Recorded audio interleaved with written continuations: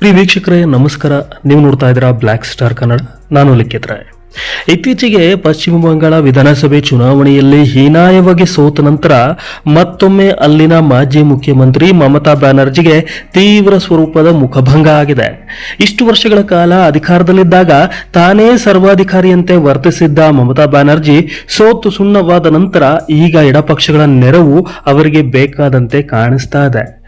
ಬ್ಯಾನರ್ಜಿ ಅವರ ಈಗಿನ ಹೊಸ ನಡೆ ಬಿಜೆಪಿಯ ಶಕ್ತಿಯನ್ನ ಇನ್ನಷ್ಟು ಹೆಚ್ಚು ಮಾಡಿದೆ ಅಂತ ಹೇಳಿದ್ರೆ ತಪ್ಪಾಗೋದಿಲ್ಲ. ಕಳೆದ ಕೆಲ ದಿನಗಳಿಂದ ಸಾಮಾಜಿಕ ಜಾಲತಾಣಗಳಲ್ಲಿ ಮಮತಾ ಬ್ಯಾನರ್ಜಿ ಅವರ ಸೋಲು ಈಗಲಾದ್ರೂ ಅವರಿಗೆ ಹೊಸ ಪಾಠವನ್ನ ಕಲಿಸಲಿ ಎಂಬ ಅಭಿಪ್ರಾಯಗಳು ವ್ಯಕ್ತವಾಗ್ತಾ ಇತ್ತು. ಆದ್ರೆ ಅಧಿಕಾರಕ್ಕಾಗಿ ಮಮತಾ ಬ್ಯಾನರ್ಜಿ ಏನನ್ನು ಬೇಕಾದರೂ ಮಾಡ್ತಾರೆ ಎಂಬ ಅಭಿಪ್ರಾಯ ಈಗ ಸಾರ್ವಜನಿಕ ವಲಯದಲ್ಲಿ ಮೂಡ್ತಾ ಇದೆ. ಇದಕ್ಕೆ ಪ್ರಮುಖ ಕಾರಣ ಮಮತಾ ಬ್ಯಾನರ್ಜಿ ಅವರೇ ಅಲ್ಲದೆ ಮತ್ತಿನ್ಯಾರೂ ಅಲ್ಲ. ವಿಧಾನಸಭೆ ಚುನಾವಣೆಯಲ್ಲಿ ಸೋತ ನಂತರ ಹೇಗಾದರೂ ಮಾಡಿ ಬಿಜೆಪಿಗೆ ಸರಿಯಾದ ಪಾಠವನ್ನ ಕಲಿಸಬೇಕು ಅಂತ ಕಟುವಾಗಿ ನಿರ್ಧಾರವನ್ನ ತೆಗೆದುಕೊಂಡಿರುವ ಮಮತಾ ಬ್ಯಾನರ್ಜಿ ಈಗ ಪಶ್ಚಿಮ ಬಂಗಾಳದಲ್ಲಿ ಇರುವ ಎಲ್ಲಾ ಪಕ್ಷಗಳನ್ನ ಒಗ್ಗೂಡಿಸಿ ಮಹಾಮೈತ್ರಿ ಮಾಡಿಕೊಳ್ಳೋಣ ಅಂತ ಬೇರೆಲ್ಲ ಪಕ್ಷಗಳನ್ನ ಮೈತ್ರಿಗೆ ಆಹ್ವಾನಿಸಿದ್ರು. ಆದ್ರೆ ಇದಕ್ಕೆ ಆರಂಭದಲ್ಲೇ ಪಶ್ಚಿಮ ಬಂಗಾಳದ ಪ್ರಬಲ ಎಡಪಕ್ಷವಾಗಿ ಗುರುತಿಸಿಕೊಂಡಿರುವ ಸಿಪಿಎಂ ಮಮತಾ ಬ್ಯಾನರ್ಜಿಗೆ ಚಾಟಿಯನ್ನ ಬೀಸಿದೆ.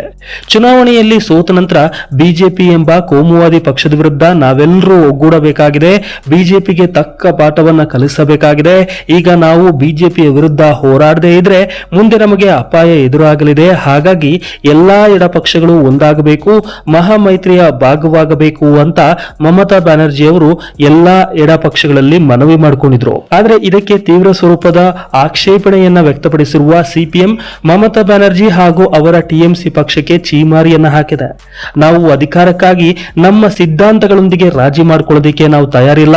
ನಮ್ಮ ಪ್ರಕಾರ ಬಿಜೆಪಿ ಮತ್ತು ಟಿಎಂಸಿ ಎರಡೂ ಕೂಡ ಒಂದೇ ರೀತಿಯ ಪಕ್ಷಗಳಾಗಿವೆ. ಬಿಜೆಪಿ ಕೋಮುವಾದವನ್ನ ಪ್ರಚಾರ ಮಾಡಿದ್ರೆ ಟಿಎಂಸಿ ಭ್ರಷ್ಟಾಚಾರ, ಗಲಭೆ, ದಬ್ಬಾಳಿಕೆ ಅಂತಹ ಕೆಲಸಗಳಿಗೆ ಮುಂದಾಗಿ ಜನಸಾಮಾನ್ಯರ ನೆಮ್ಮದಿಯನ್ನ ಹಾಳು ಮಾಡುವ ಪಕ್ಷವಾಗಿದೆ. ಹೀಗಾಗಿ ಇಂತಹ ಪಕ್ಷದೊಂದಿಗೆ ನಾವು ಎಂದಿಗೂ ಮೈತ್ರಿಯನ್ನ ಮಾಡಿಕೊಳ್ಳೋದಿಲ್ಲ ಅಂತ ಹೇಳಿಕೆಯನ್ನು ನೀಡಿದೆ.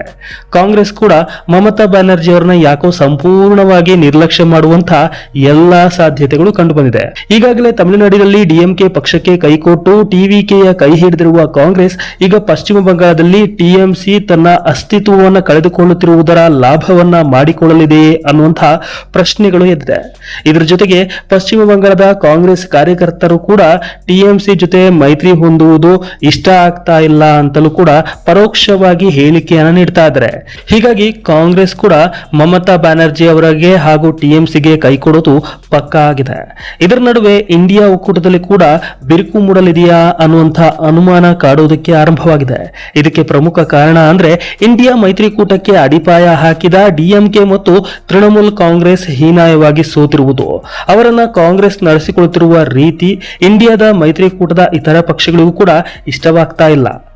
ಈಗ ಸದ್ಯಕ್ಕೆ ಇದೇ ರೀತಿಯ ಅಭಿಪ್ರಾಯ ರಾಜಕೀಯ ವಲಯದಲ್ಲೂ ಕೂಡ ಹೆಚ್ಚಾಗ್ತಾ ಇದೆ. ಇದಕ್ಕೆ ಪೂರಕ ಅನ್ನೋ ಹಾಗೆಯೇ ಇತ್ತೀಚೆಗೆ ಪಶ್ಚಿಮ ಬಂಗಾಳದಲ್ಲಿರುವ ಮಮತಾ ಬ್ಯಾನರ್ಜಿ ಅವರ ಮನೆಗೆ ಭೇಟಿ ನೀಡಿದ್ದ ಫೋಟೋವನ್ನ ಸಾಮಾಜಿಕ ಜಾಲತಾಣಗಳಲ್ಲಿ ಹಂಚಿಕೊಂಡಿದ್ದ ಅಖಿಲೇಶ್ ಯಾದವ್ ಅವರು ನಾವು ಕಷ್ಟದ ಸಮಯದಲ್ಲಿ ಗೆಳೆಯರ ಜೊತೆಗೆ ನಿಲ್ಲುತ್ತೇವೆ ಅಂತ ಬರೆದುಕೊಂಡಿದ್ದಾರೆ.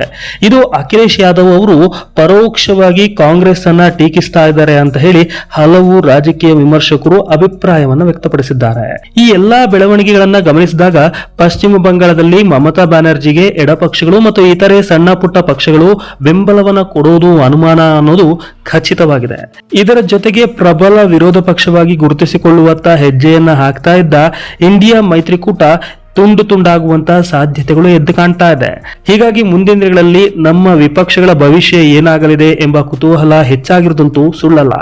ಇದಿಷ್ಟು ಪಶ್ಚಿಮ ಬಂಗಾಳದಲ್ಲಿ ಮಮತಾ ಬ್ಯಾನರ್ಜಿಗೆ ಎಡಪಕ್ಷಗಳು ಚೀಮಾರಿ ಹಾಕಿದ ವಿಚಾರವಾಗಿತ್ತು ಹಾಗೂ ಇಂಡಿಯಾ ಅಲಯನ್ಸ್ ಒಡೆದು ತುಂಡು ತುಂಡಾಗುತ್ತಿರುವ ಸಾಧ್ಯತೆಗಳ ಕುರಿತಾದಂತಹ ವರದಿಯಾಗಿತ್ತು. ಮುಂದಿನ ಮತ್ತೊಂದು ವಿಶೇಷ ವರದಿಯೊಂದಿಗೆ ನಿಮ್ಮನ್ನ ಭೇಟಿಯಾಗ್ತಿವೆ. ನಮ್ಮ ಈ ವಿಡಿಯೋ ವರದಿ ಇಷ್ಟವಾಗಿದ್ರೆ ಮಾತ್ರ ನಮ್ಮ ಚಾನೆಲ್ಗೆ ಸಬ್ಸ್ಕ್ರೈಬ್ ಆಗಿ, ಹಾಗೆ ಶೇರ್ ಮಾಡಿ, ಲೈಕ್ ಮಾಡಿ, ವಿಡಿಯೋ ಕುರಿತು ನಿಮ್ಮ ಅಭಿಪ್ರಾಯವನ್ನ ಕಾಮೆಂಟ್ ಮಾಡೋದಕ್ಕೆ ಮರಿಬೇಡಿ. ನಮಸ್ಕಾರ.